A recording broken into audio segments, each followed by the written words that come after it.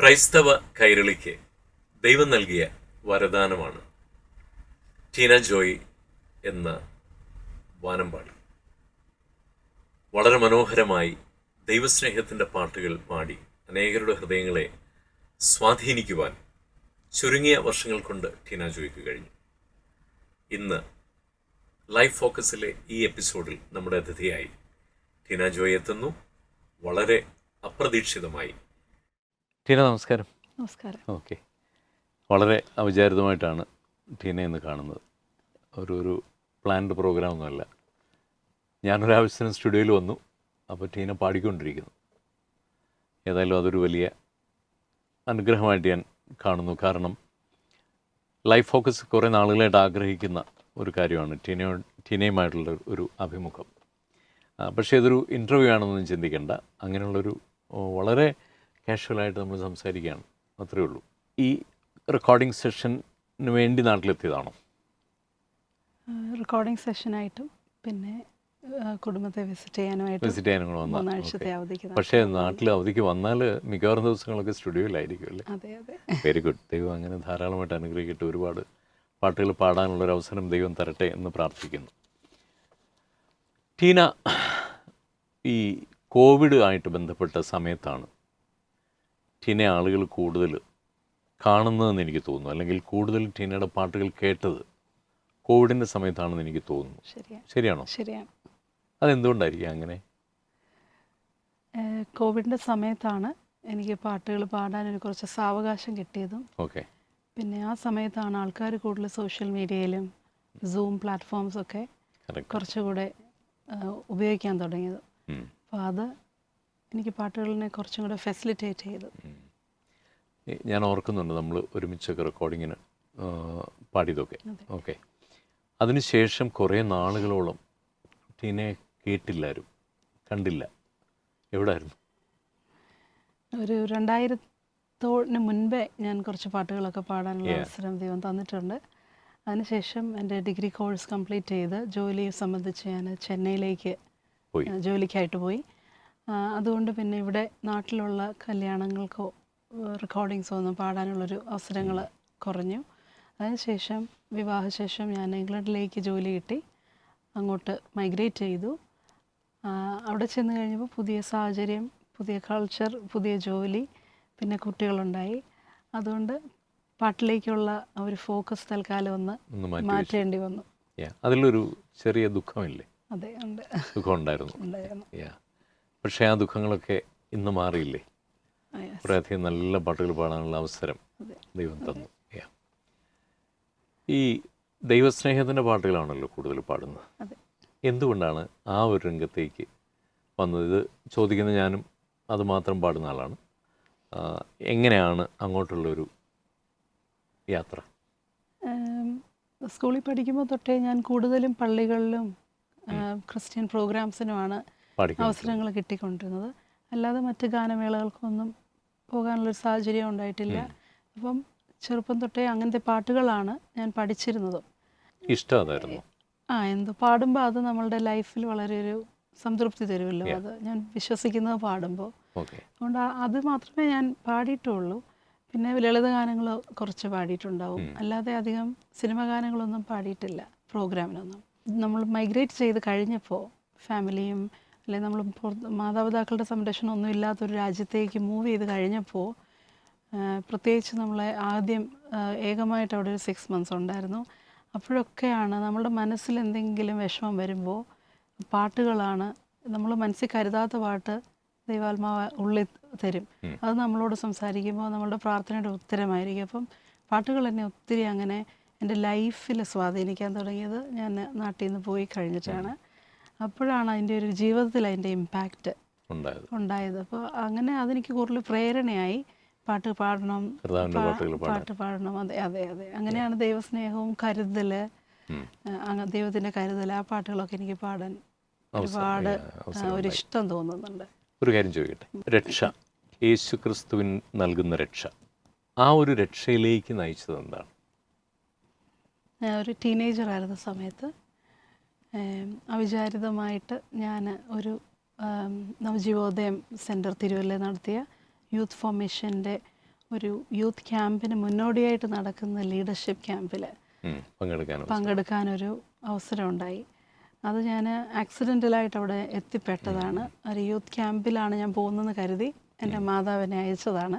എന്നാൽ അവിടെ ചെന്ന് കഴിഞ്ഞപ്പോഴാണ് മനസ്സിലാകുന്നത് അത് ലീഡേഴ്സിൻ്റെ ഒരു മീറ്റിംഗ് ആയിരുന്നു. ഒരു 3 ഫ്രൈഡേ സാറ്റർഡേ സൺഡേ. അത് 1994 ജൂലൈയിലായിരുന്നു. അപ്പോൾ അവിടെ ചെന്നതിന് ശേഷം രക്ഷയെപ്പറ്റിയോ, ഞാനൊരു ഓർത്തഡോക്സ് ചർച്ചിൽ പോയിക്കൊണ്ടിരിക്കുന്ന ആളായിരുന്നു ആ സമയത്ത്. രക്ഷയെപ്പറ്റിയോ യേശു ക്രിസ്തുവിലുള്ള അതിനെപ്പറ്റി ഒന്നും എനിക്കറിയില്ല. യേശുവിൽ വിശ്വസിക്കുന്നതെന്നല്ലാതെ ഇങ്ങനെ ഒരു പേഴ്സണൽ എൻകൗണ്ടറിനെ പറ്റി ഉള്ള ബോധ്യം ഉണ്ടായിട്ടില്ല ആ സമയത്ത്. അപ്പോൾ ഞാൻ അവിടെ ചെന്നപ്പം എനിക്ക് മനസ്സിലായി ഞാനത് അബദ്ധവശാല അവിടെ ചെന്നതെന്ന്. അതെനിക്ക് ആദ്യം വളരെ എനിക്കൊരു റിബല് പോലെയായിരുന്നു. എനിക്ക് അവിടെ നിന്ന് എങ്ങനെയെങ്കിലും നിർത്തി പോന്നാൽ മതി എന്നായിരുന്നു. കൈയടിച്ച് അവർ പാടുമ്പോഴും അതൊരു ഇൻ്റർ ഡിനോമിനേഷണൽ ഗ്യാതറിംഗ് ആയിരുന്നു. സോ പാട്ടുകൾ പാടി പ്രാർത്ഥന, പ്രസംഗം, അങ്ങനെ ഒരു മീറ്റിങ്ങിൻ്റെ പ്രിപ്പറേഷൻ ആയിരുന്നു. എന്നെ അതൊക്കെ വളരെ അസഹ്യപ്പെടുത്താൻ തുടങ്ങി. ആ ഫ്രൈഡേ ഈവനിങ് തൊട്ടേ ഒരുപാട് നേരം പ്രാർത്ഥിക്കുന്നു, എനിക്ക് എങ്ങനെയെങ്കിലും വീട്ടിൽ പോകണമെന്നുള്ളതായിരുന്നു. അല്ല, ഞാൻ ആ സ്ഥലത്തേക്ക് ഫിറ്റ് അല്ലെന്ന് തോന്നി. എനിക്ക് അവർ പറയുന്ന ഒന്നും ഉൾക്കൊള്ളാൻ പറ്റുന്നില്ല. അവരോട് ദൈവാത്മാവ് സംസാരിച്ചെന്ന് പറയുമ്പോഴൊക്കെ ഞാനതിനെയൊക്കെ അതൊക്കെ വെറുതെ പറയുന്നതാണെന്നുള്ളൊരു രീതിയിൽ എടുത്തിരുന്നു.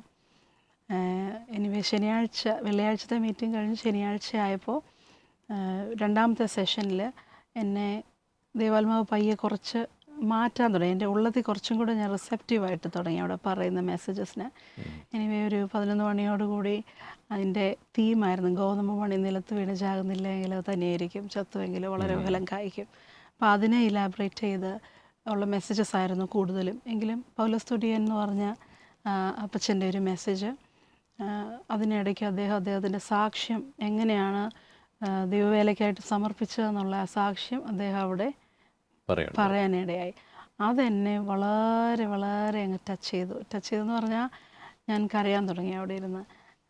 എനിക്കും ദൈവത്തിന് വേണ്ടി ചെയ്യണം, എനിക്കും യേശുവിന് വേണ്ടി ജീവിക്കണം. അങ്ങനെ എൻ്റെ ഉള്ളിൽ നിന്നൊരു അണപൊട്ടിയ പോലെ ഞാൻ കരയാൻ തുടങ്ങി. അപ്പം തലേദിവസം വരെ ഞാൻ കൈകൊട്ടാൻ വരെ ഹെസിറ്റേറ്റ് ചെയ്തിരുന്ന ഒരാളാണ്. പക്ഷേ പിറ്റേ ദിവസം എൻ്റെ കരച്ചിൽ എനിക്ക് അടക്കാൻ പറ്റാത്ത പോലെ കരയുകയാണ്. അപ്പോൾ അതിന് ശേഷമാണ് സാക്ഷ്യത്തിൻ്റെ ഒരു സമയം, സാക്ഷ്യമല്ല ഒരു സെൽഫ് ഇൻട്രൊഡക്ഷൻ, ഒരു ചെറിയൊരു സമയം അവർ അനുവദിച്ചു. അപ്പോൾ ഈ 30 പേരോളം ഉള്ളൊരു ഗ്രൂപ്പിൽ ഓരോരുത്തരായിട്ട് അവരവരുടെ കാര്യങ്ങൾ പറഞ്ഞു, അവർ ശുശ്രൂഷയിൽ എങ്ങനെ ഉപയോഗപ്പെടുന്നു, അവരെവിടെയായി പ്രവർത്തന മേഖല എന്നൊക്കെ പറഞ്ഞു. എന്നെ സംബന്ധിച്ച് ഞാൻ കോളേജിൽ പോകുന്ന ഒരാളാണ്, എനിക്കൊന്നും പറയാനില്ല. പക്ഷേ ഞാൻ എഴുന്നേറ്റ് നിന്ന് അവിടെ പറഞ്ഞു, എനിക്ക് സാക്ഷ്യമൊന്നും പറയാൻ അറിയത്തില്ല, പക്ഷേ എന്നെ ദൈവം ടച്ച് ചെയ്തു, ഞാൻ എൻ്റെ ജീവിതം യേശുവിനായിട്ട് കൊടുക്കുന്നു, എവിടെ യേശു ഇട്ടാലും അങ്ങനെ യേശുവിനായിട്ട് പൊക്കോളാമെന്ന് ഞാൻ അവിടെ ദൈവസന്നിധിയിൽ എഴുന്നേറ്റെന്ന് പറഞ്ഞു. അങ്ങനെയാണ് അന്ന് ഞാൻ ഏറ്റു പറയുമ്പോൾ അത് ഞാൻ രക്ഷിക്കപ്പെടുകയാണെന്ന് എനിക്കറിയത്തില്ലെങ്കിലും തിരികെ ഞാൻ പുതുപ്പള്ളി വീട്ടിൽ വരുമ്പോൾ, അല്ലെങ്കിൽ പുതുപ്പള്ളി ആ ബസ് സ്റ്റോപ്പിൽ തിരിച്ചിറങ്ങുമ്പോൾ ഞാൻ എല്ലാം പുതിയതായിട്ടാണ് കാണുന്നത്, ഒരു പുതിയ സ്ഥലത്ത് വന്ന പോലെ. അങ്ങനെയാണ് എനിക്ക് രക്ഷയുടെ അനുഭവത്തിലേക്ക് വരാനും ഇത് വലിയ അത്ഭുതമായിട്ട് തോന്നുന്നു. കാരണം ഈ തുടിയച്ചായനെ കുറിച്ച് പറയുമ്പോൾ എനിക്കും ഇതേ അനുഭവമാണ് പറയാനുള്ള കാര്യം. ഞാനും തുടിയച്ചായൻ്റെ ഒരു പ്രസംഗം കേട്ടാണ് യേശുവിനെ സ്വീകരിക്കാനിടയായത്. കാര്യം ഒരു ക്രിസ്തീയ ഭവനത്തിൽ ജനിച്ചു വളർത്തപ്പെട്ട ഒരാളാണ്. എൻ്റെ പിതാവ് ഒരു സുവിശേഷകനാണ്, എൻ്റെ സഹോദരങ്ങളൊക്കെ സുവിശേഷ പ്രവർത്തനങ്ങളിലുള്ള ആളുകളാണ്. എന്നാൽ തുടിയച്ചായൻ്റെ ഒരു മെസ്സേജാണ് എന്നെ വ്യക്തിപരമായിട്ട് യേശുവുമായിട്ട് അടുപ്പിക്കാനിടയായത്. അപ്പോൾ ടീനയും അങ്ങനെ തുടിയച്ചായൻ്റെ ഒരു മെസ്സേജിലൂടെ മുന്നോട്ട് വന്ന ആളാണെന്ന് കേൾക്കുമ്പോൾ എനിക്കും അത് ഒരുപാട് സന്തോഷം തരുന്ന ഒരു കാര്യമാണ്. എന്നാൽ അപ്പച്ചനോട് നേരിട്ട് സംസാരിക്കാനോ പിന്നീട് ഒന്നും പറ്റിയിട്ടില്ല. ഓക്കെ, ഞങ്ങൾ തുടിച്ചാനുമായിട്ട് ഒരുപാട് ദീർഘനാളുകൾ അതിനുശേഷം ഞങ്ങൾക്ക് ബന്ധപ്പെടാനൊക്കെ ഉള്ളൊരു അവസരം ഇപ്പോഴും മക്കളുമായിട്ടുള്ള ബന്ധങ്ങളൊക്കെ ഇപ്പോഴും ഉണ്ട്. തുടിയച്ചാൻ്റെ വളരെ മനോഹരമായ പാട്ടുകൾ അതിൽ ചിലതൊക്കെ പാടിയിട്ടില്ലേ? പാടിയിട്ടുണ്ട്. ബ്യൂട്ടിഫുൾ സോങ്സ് ആണ്. കുറച്ച് നല്ല ഇംഗ്ലീഷ് പാട്ടുകളുടെ ട്രാൻസ്ലേഷൻസ് അദ്ദേഹം എഴുതിയിട്ടുണ്ട്. അതുപോലെ തന്നെ വളരെ മനോഹരമായ പാട്ടുകൾ അദ്ദേഹത്തിന്, ഞങ്ങൾ പ്രോഗ്രാമിനൊക്കെ പാടുന്ന പാട്ടുകളാണ് അദ്ദേഹത്തിൻ്റെ പാട്ടുകൾ. ഓക്കെ, ഈ തുടിയച്ചായൻ്റെ എഴുതിയ പാട്ടുകളിൽ ഏറ്റവും ഇഷ്ടമുള്ള പാട്ട് ഒരെണ്ണം കാണുമോ? എനിക്ക് ഒത്തിരി പാട്ടുകൾ ഇഷ്ടമുള്ളൂടെ, പക്ഷേ ടീനെ സ്വാധീനിച്ച ഏതെങ്കിലും ഒരു ഗാനം ഉണ്ടാവും. എനിക്ക് എൻ മനമേ വാഴ്ത്തുക നാഥനെ, അവൻ എന്നും നല്ലവൻ, ഇസ്രായേലിൻ സ്തുതികളിൽ വസിച്ചവൻ താനേ, അല്ലേ? ആ പാട്ടല്ലേ? ആ പാട്ടിലെ ചില വരികൾ ഞാൻ നമ്മുടെ ശ്രോതാക്കൾക്കായി പ്രേക്ഷകർക്കായിട്ടൊന്ന് പാടുന്നതിന് വിരോധമുണ്ടോ? ഇല്ലോ. ഇല്ല. Okay, very good. നമുക്ക് ഈ ടീനയുടെ ഈ ഗാനം ഇപ്പോൾ കേൾക്കാം. എൻ മനമേ വാഴ്ത്തുക നാഥനെ, അവനെന്നും നല്ലവൻ, അവനെന്നും നല്ലവൻ. എൻ മനമേ വാഴ്ത്തുക നാഥനെ, അവനെന്നും നല്ലവൻ, അവനെന്നും നല്ലവൻ.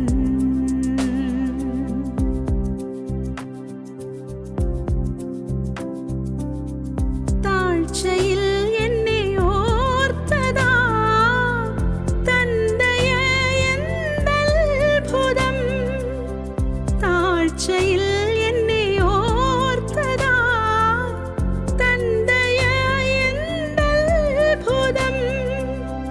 വീഴാതെന്നെ താങ്ങിടും പൊൻകരങ്ങളെന്നാശ്രയം, വീഴാതെന്നെ താങ്ങിടും പൊൻകരങ്ങളെന്നാശ്രയം.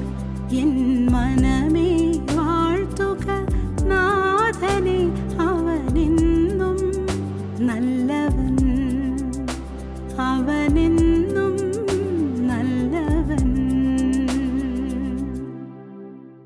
വളരെ മനോഹരമായ ഒരു പാട്ടായിരുന്നത്. തുടിച്ചാൻ്റെ പല പാട്ടുകൾ റെക്കോർഡ് ചെയ്യാനുള്ളൊരു ഭാഗ്യവും എനിക്കുണ്ടായിട്ടുണ്ട്. ശാലോം ടി വിയിലൊരു അദ്ദേഹത്തിൻ്റെ ഒരു 8 പാട്ടുകൾ കോർത്തിണക്കിയ ഒരു ഈസ്റ്റർ ദുഃഖവെള്ളി ആ സീസണിൽ ഒരു പ്രോഗ്രാം അവതരിപ്പിക്കുവാനും ഞങ്ങൾക്ക് അവസരം ഉണ്ടായിട്ടുണ്ട്. അത് കണ്ടിട്ടുണ്ട്. ഒരിക്കലും തുടിച്ചാൻ ഇത് ഒരിക്കലും മറക്കാൻ പറ്റുന്നൊരു വ്യക്തിത്വമല്ല. നല്ല ആത്മീയനായ അല്ലെങ്കിൽ ഗുരുതുല്യനായ ഒരു മനുഷ്യനായിരുന്നു അദ്ദേഹം. അത് ഏത് വർഷമാണ് ചെയ്തത്? അദ്ദേഹത്തിൻ്റെ മരണശേഷമാണ്. മരണശേഷമാണ് ചെയ്തത്. അതിപ്പോൾ ചെയ്തിട്ടൊരു മേ ബി ഒരു 4 years 5 years ബാക്ക്, കോവിഡിന് മുമ്പ് അവിടെ സ്റ്റുഡിയോയിൽ പോയി ചെയ്ത, ശാലോം ടി വിയുടെ സ്റ്റുഡിയോയിൽ പോയി ചെയ്തതാണ്. ഓക്കെ, കുടുംബത്തെക്കുറിച്ച് ചില കാര്യങ്ങൾ കൂടെ പറയണമല്ലോ. നമ്മളൊരു ആളുകളുമായിട്ട് ഇങ്ങനെ സംസാരിക്കുമ്പം കുടുംബമാണല്ലോ ഏറ്റവും പ്രധാനപ്പെട്ട ഒരു കാര്യം. ആരൊക്കെയുണ്ട് കുടുംബത്തിൽ? മാതാവും പിതാവും കോട്ടയത്ത് കോട്ടയത്തുണ്ട്. പുതുപ്പള്ളിയിലുണ്ട്. പുതുപ്പള്ളിയിലാണ് വീട് അല്ലേ? എൻ്റെ വിവാഹം കഴിച്ചിരിക്കുന്നത് കണ്ണൂർ തലശ്ശേരിക്ക് അടുത്ത് ഉള്ളൊരു സ്ഥലത്താണ്. അവിടെ മാതാവുണ്ട്. എൻ്റെ ഹസ്ബൻഡ്, ഞാനും കുഞ്ഞുങ്ങളുമായി ഞങ്ങൾ യു കെയിൽ സെറ്റിലായിരിക്കും. ഓക്കെ, മക്കൾ എത്ര പേര്? 2 മക്കൾ. ഓക്കെ, അവരെന്തൊക്കെയായി? മകളിപ്പോൾ മെഡിസിന് പഠിക്കുന്നു, മകൻ +2 പഠിക്കുന്നു. മോൻ്റെ വീഡിയോ ചിലതൊക്കെ ഞങ്ങൾ കണ്ടിട്ടുണ്ട്. ടീനയുമായിട്ട് ചില പാട്ടുകളൊക്കെ വീട്ടിൽ ടീന പാടുമ്പം മോന് ഗിറ്റാർ വായിക്കുന്നതൊക്കെ ഞങ്ങൾ കണ്ടിട്ടുണ്ട്. അപ്പോൾ മ്യൂസിക്കിൽ ഒരുപാട് ടാലൻസ് ഉണ്ടെന്ന് എനിക്ക് തോന്നുന്നു. മോള് പാടുമോ? മോള് പാടും, എങ്കിലും പബ്ലിക്കായിട്ട് പാടാൻ തുടങ്ങിയിട്ടില്ല. ഹെസിറ്റേഷൻ ഉണ്ടെങ്കിലും നല്ല വോക്കലാണ്. മോൻ ഇൻസ്ട്രുമെൻറ്റ്സ് കൈകാര്യം ചെയ്യും, പിന്നെ പാടുകയും ചെയ്യും. പക്ഷെ അവിടെ വളർന്നുകൊണ്ട് അവർക്ക് ഇംഗ്ലീഷ് പാട്ടുകളാണ് പാടാൻ കുറച്ചുകൂടെ ഒരു എളുപ്പമുള്ളത്. മലയാളവും പാടുമെങ്കിലും ഇംഗ്ലീഷാണ് അവർ കൂടുതൽ പ്രിഫർ ചെയ്യുന്നത്. ഇനി ഒരു കാര്യം ഞങ്ങൾക്ക് അറിയാനുള്ളത്, ടീന കുറേ അധികം നല്ല ട്രഡീഷണൽ പാട്ടുകൾ, അല്ലെങ്കിൽ നമ്മുടെയൊക്കെ മനസ്സിനെ തണുപ്പിക്കുന്ന ഒരുപാട് പാട്ടുകൾ എഴുതിയിട്ടുള്ള M E Cherian sir, T K Shamal sir, കൊച്ചുകുഞ്ഞുമദേശി, Simon sir, George Peter, Charles John, ഇങ്ങനെയൊക്കെ ഉള്ളവരുടെ പാട്ടുകളൊക്കെ പാടാനുള്ള അവസരം ഉണ്ടായിട്ടുണ്ട്. ഈ പാട്ടുകളൊക്കെ കേട്ട് ആളുകൾ പറഞ്ഞൊരു നല്ല കമൻ്റ് ഓർക്കുന്നുണ്ടോ? അല്ലെങ്കിൽ ഏതെങ്കിലും ഒരു പാട്ടിനെക്കുറിച്ച് ആരെങ്കിലും എന്തെങ്കിലുമൊക്കെ നല്ല കമൻറ്റുകൾ അങ്ങനെയൊക്കെ ഉണ്ടായിട്ടുണ്ടോ? അനേകം ആൾക്കാർ കമൻറ്റ്സ് ഇങ്ങനെ ഇപ്പോൾ നേരെ കാണുമ്പോഴും യൂട്യൂബ് വഴിയും ഫേസ്ബുക്ക് വഴിയൊക്കെ പറയുന്നുണ്ട്. ചിലർ മെസ്സഞ്ചറിലുമൊക്കെ പല മുഖേന അറിയിക്കുന്നുണ്ട്.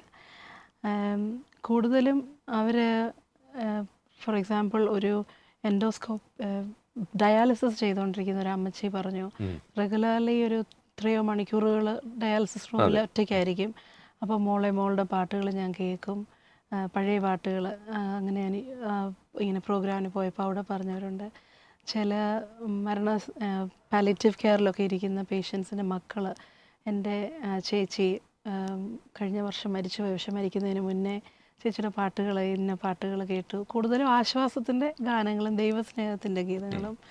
അപ്പോൾ അവരവരുടെ കഷ്ടതയിൽ കൂടെ കടന്നു പോകുമ്പോൾ ഈ പാട്ടിൻ്റെ വരികൾ ഞാൻ പാടി കേട്ട ആ പാട്ടിൻ്റെ വരികൾ അവരെ ഒത്തിരി ആശ്വസിപ്പിച്ചു, ദൈവസ്നേഹത്തിൽ ബലപ്പെടാൻ അവരെ സഹായിച്ചെന്ന് അനേകം കമൻസ് കേട്ടിട്ടുണ്ട്. അതെനിക്ക് പാടാൻ പ്രചോദനം അതാണ്.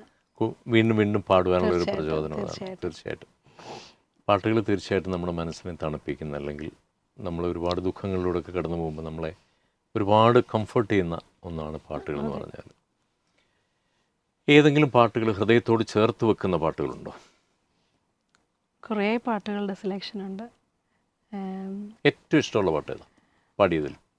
ഞാൻ പാടിയതിൽ എനിക്ക് ഏറ്റവും ഇഷ്ടമുള്ളത് ഞാൻ കാണും പ്രാണനാഥനെ. ഓക്കെ, ശാരദ എഴുതി, പിന്നെ ശാരദയുടെ വൈറലായ പാട്ട് ഒരുപാട് റീച്ച് ചെയ്തു. അതാ ഇന്നും ഒരു ഐഡന്റിറ്റി ആയിട്ട് എനിക്ക് പാട്ടിനോട്, എന്നെ ടീന പാടിയ പാട്ടെന്ന ഒരു ഐഡന്റിറ്റി തന്നത് ആ പാട്ടാണ്. പക്ഷേ എൻ്റെ ജീവിതത്തിൽ അനുഭവമായ ഒത്തിരി പാട്ടുകളുണ്ട്. എൻ്റെ ഏറ്റവും ഇഷ്ടമുള്ള പാട്ട് പിളർന്നതാം പാറയെ നിന്നിൽ ഞാൻ മറയട്ടെ, താങ്ങും കരങ്ങളുണ്ട്, ആ 2 പാട്ടാണ്.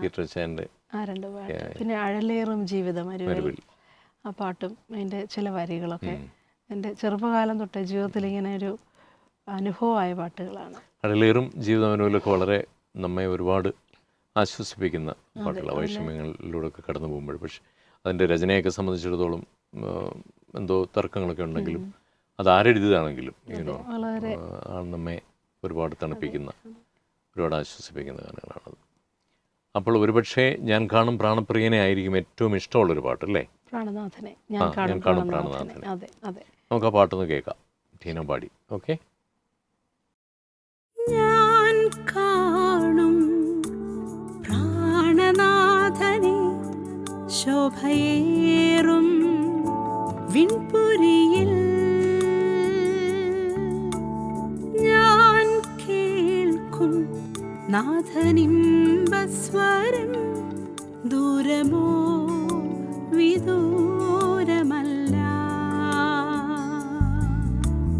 ഞാൻ കാണും പ്രാണനാഥനെ, ശോഭയേറും വിൺപുരിയിൽ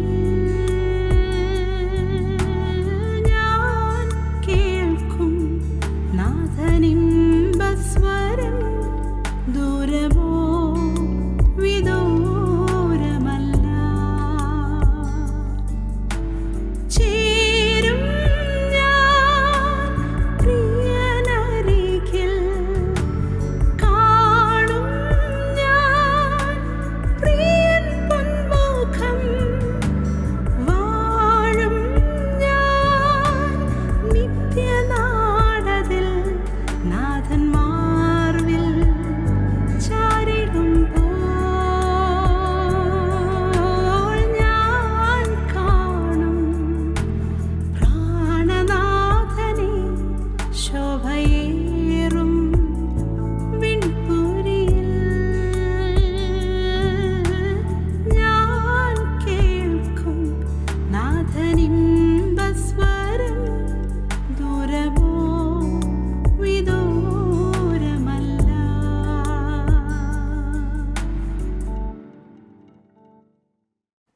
പിന്നെ ഞാനൊരു കാര്യം ചോദിച്ചോട്ടെ, ഈ ക്രിസ്തീയ ഗാനങ്ങൾ മാത്രം, അല്ലെങ്കിൽ ദൈവസ്നേഹത്തിൻ്റെ പാട്ടുകൾ മാത്രം പാടാൻ ഒരു തീരുമാനമെടുത്തത് എന്തെങ്കിലും ഒരു റീസൺ അതിന് പുറകിൽ കാണും?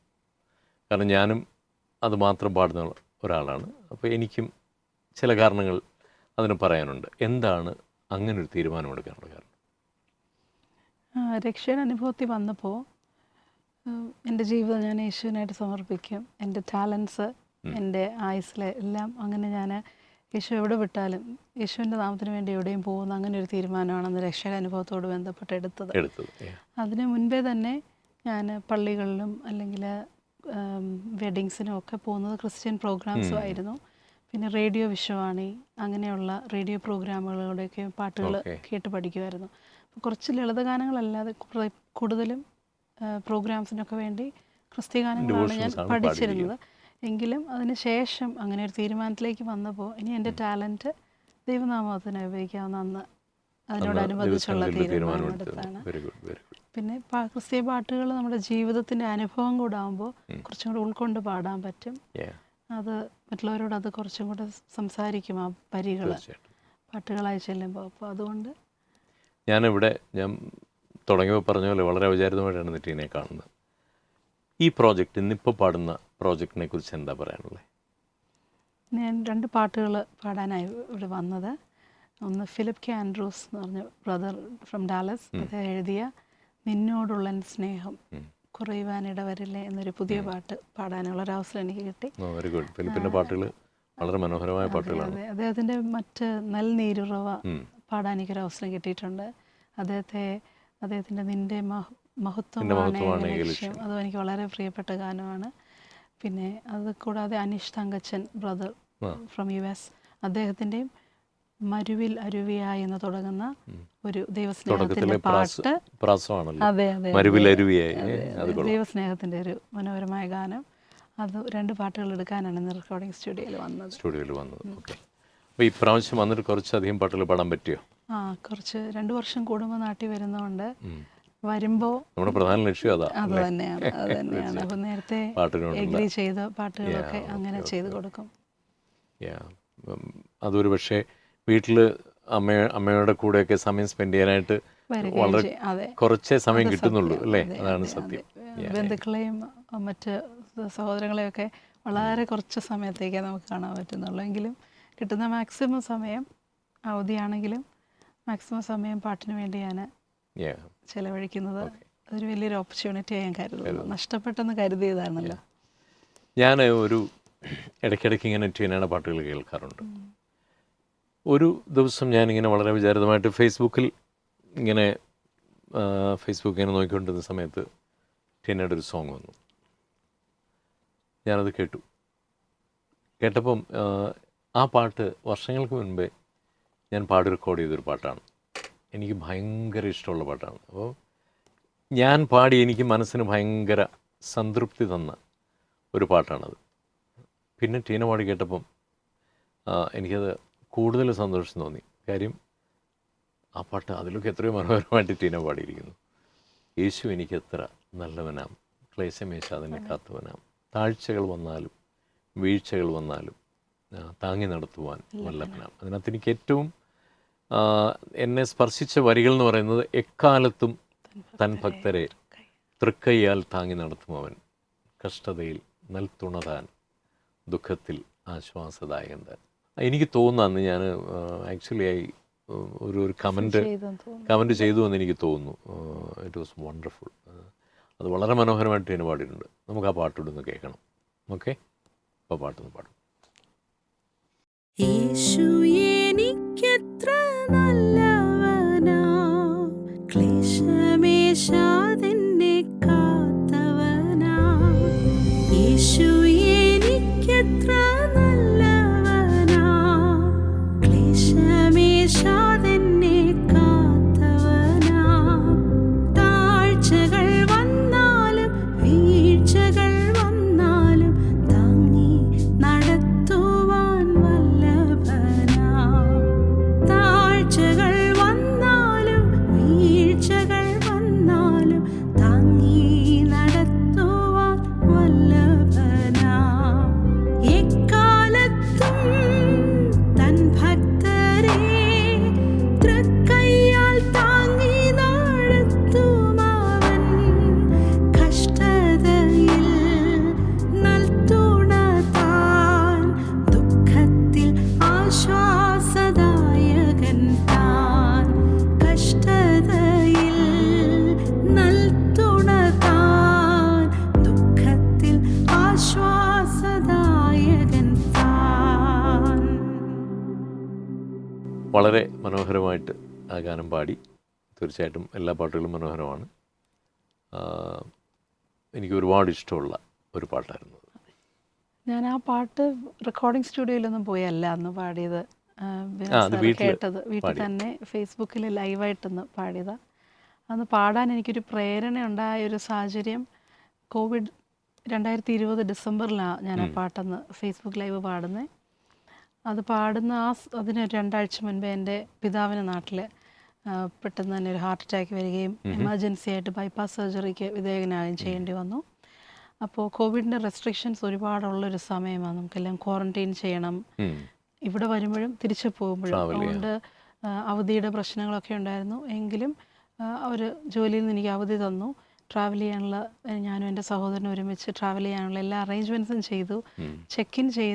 ഓൺലൈൻ ചെക്ക് ഇൻ ചെയ്യാൻ നേരത്താണ് എനിക്ക് ചെക്ക് ഇൻ ചെയ്യാൻ പറ്റുന്നില്ല. എൻ്റെ സഹോദരൻ ഒറ്റയ്ക്ക് ട്രാവൽ ചെയ്ത് വരേണ്ടി വന്നു.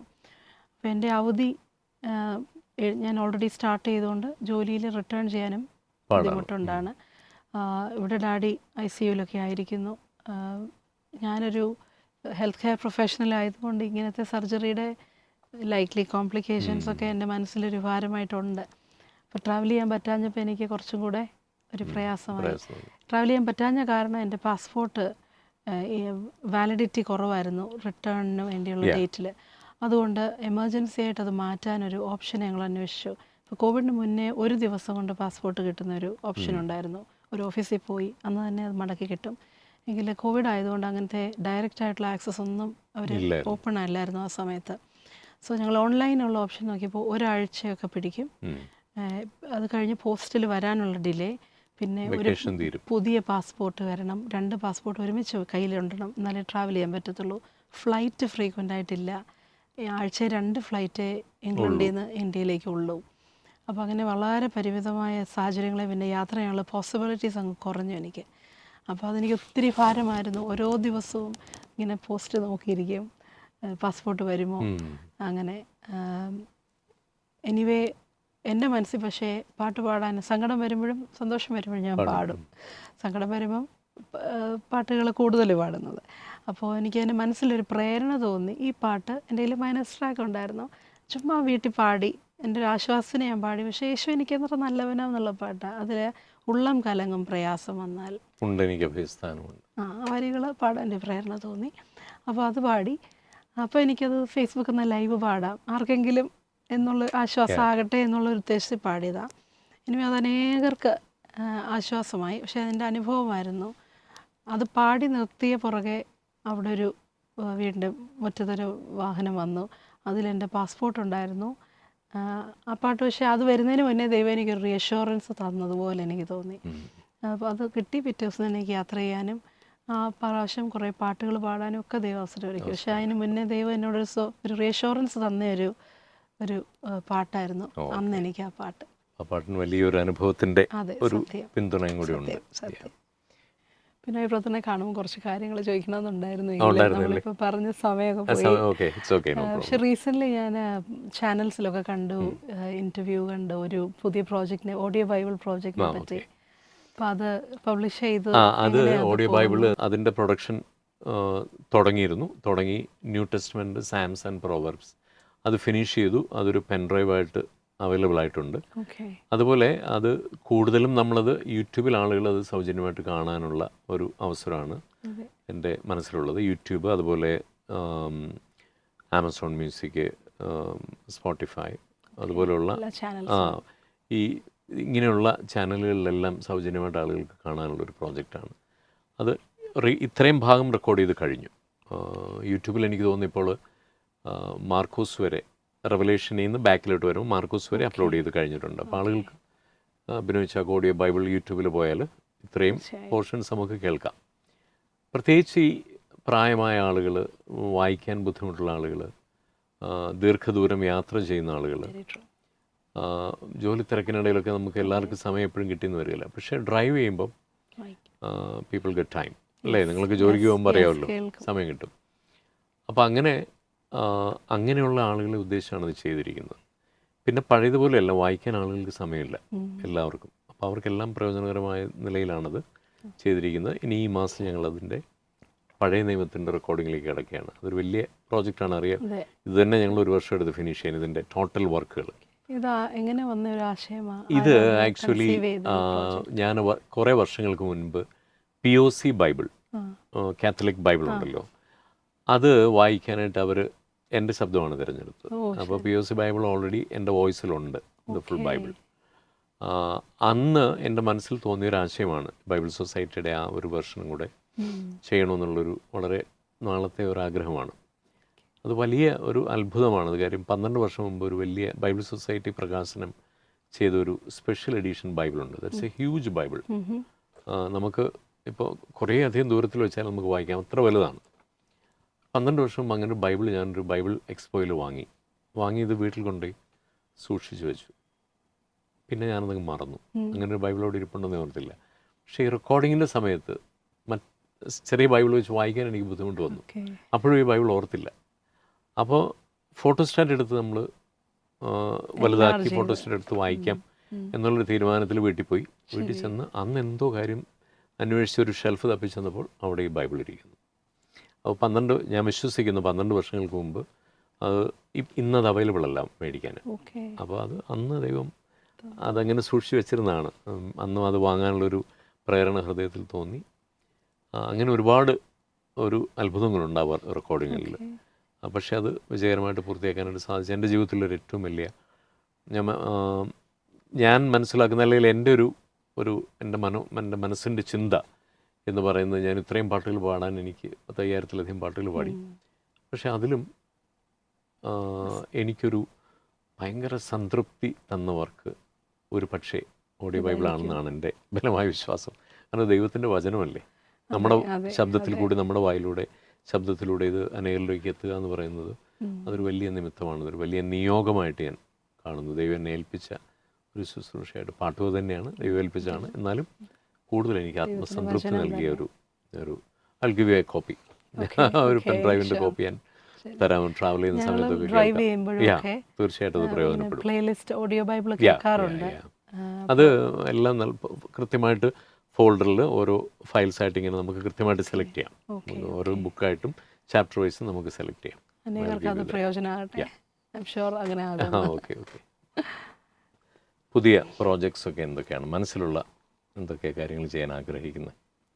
പാട്ടുമായിട്ട് ബന്ധപ്പെട്ട് എന്തെങ്കിലുമൊക്കെ മനസ്സിൽ പുതിയ പ്രോജക്റ്റുകൾ വല്ലതും ഉണ്ടോ? പുതിയ പ്രോജക്ട്സ്, കുറച്ച് പുതിയ പാട്ടുകൾ പാടാനുണ്ട്. കൂടുതലും പഴയ പാട്ടുകൾ പാടുമ്പോഴാണ് എനിക്ക് ഒരു സംതൃപ്തി കിട്ടുന്നത്. പിന്നെ അർത്ഥവത്തായ അനേകം പാട്ടുകൾ എന്നെ പുതിയതും പഴയതുമായി എന്നെ സ്വാധീനിച്ചിട്ടുണ്ട്. അതുകൊണ്ട് ഇഷ്ടപ്പെട്ട പാട്ടുകൾ കൂടുതൽ പാടണം. അത് മനുഷ്യർക്ക് അത് ആശ്വാസമാകണം. അനേകരെ യേശുവിൻ്റെ സ്നേഹം അറിയണം. കുറച്ച് പേരെ ദൈവത്തിലേക്ക് അത് ആകർഷിക്കണം. ചിലരുടെ പ്രാർത്ഥനയ്ക്ക് എൻ്റെ പാട്ടുകൾ ഒരു ഉത്തരമായിട്ട് ദൈവാത്മാവ് സംസാരിക്കുന്നതിനൊരു മുഖാന്തരമാകണം. അങ്ങനെ ഒരു ഉദ്ദേശം മാത്രമേ ഉള്ളൂ. പിന്നെ ദൈവം തരുന്ന അവസരങ്ങൾ ജോലിയുടെയും മറ്റ് കമ്മിറ്റ്മെൻറ്റ്സിൻ്റെയും പരിമിതികളിൽ നിന്നുകൊണ്ട് തന്നെ കഴിവതും ചെയ്യാൻ ശ്രമിക്കുന്നു. ലൈവ് പ്രോഗ്രാമുകളിൽ ശ്രദ്ധ കുറവാണോ, അതോ സമയമില്ലാഞ്ഞിട്ടാണോ? കുറച്ച് കമ്മിറ്റ്മെൻറ്റ്സും ജോലിയുടെ കമ്മിറ്റ്മെൻറ്റ്സൊക്കെ ഉള്ളതുകൊണ്ട് അധികം പോകാനുള്ളൊരു സാഹചര്യം കുറവുണ്ട്. പിന്നെ ഫാമിലി ഒരു അവധി കാലമെല്ലാം ഉള്ളൂ ഇതിനെല്ലാത്തിനും മാറ്റി വയ്ക്കാനല്ലേ. പിന്നെ അവിടെ UK ഇപ്പം പ്രോഗ്രാംസ് കുറച്ചും കൂടെ വരുന്നുണ്ട്. പണ്ട് ഞങ്ങൾ പോയ സമയത്തൊക്കെ മലയാളികൾ കുറവായിരുന്നുകൊണ്ട് തന്നെ ലൈവ് പ്രോഗ്രാംസ് വളരെ കുറവാണ്. മലയാളികളുടെ കൂടായി മാറിയിരിക്കുകയാണ്. അതെ. ഇനി ഈ ഒരുപാട് പാട്ടുകൾ ഫേസ്ബുക്കിലൂടെ ആണെങ്കിലും മറ്റ് സോഷ്യൽ മീഡിയ വഴിയാണെങ്കിലും ഒരുപാട് പാട്ടുകൾ പാടാൻ ദൈവം അവസരം തരട്ടെ. കാരണം ഓരോ സോങ്ങും ഓരോരുത്തരുടെ ജീവിതത്തെ മാറ്റിമറിക്കുന്ന പാട്ടുകളാണ്. ഓരോ ആശ്വാസത്തിൻ്റെ ഗാനങ്ങളും ആയിരക്കണക്കിന് ആളുകൾക്ക് ആശ്വാസവും അവർക്ക് പ്രത്യാശയും പ്രതീക്ഷയും ഒക്കെ നൽകുന്ന പാട്ടുകളാണ്.